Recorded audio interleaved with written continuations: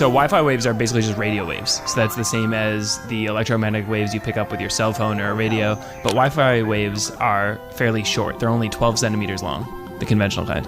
Compare that to AM radio waves, which are hundreds of meters long. The signal gets a lot weaker as it gets further from the router.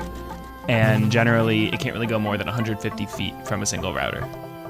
They actually get absorbed and blocked by walls and metal surfaces.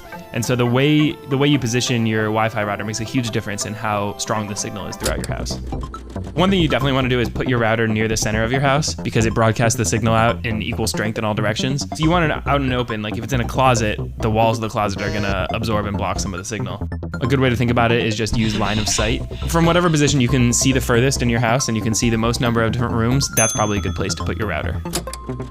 You also really want to lift your router up off the ground because the signals can't penetrate some of the materials that make up floors like metal or concrete or cement. And also, the way most routers are designed, they broadcast the wave slightly downwards, so that way you're projecting less of it down into your basement for no reason.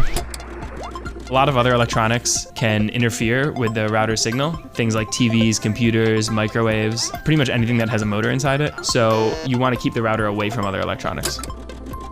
Most routers have 2 antennas on them, and ideally you could position one of them vertically and one horizontally. Devices work best when their internal antenna is parallel with the routers, and so most antennas inside laptops are horizontal, but if you're using a mobile device or a tablet, it totally depends on how you're holding it. So that way, if you have one horizontal and one vertical, you have the highest chance of having a parallel match with antennas. If you find that your network isn't working well, you can just go around and measure your signal strength. So there's a lot of different apps that you can download on your phone. You could create a rough map and figure out what you need to do to fix it.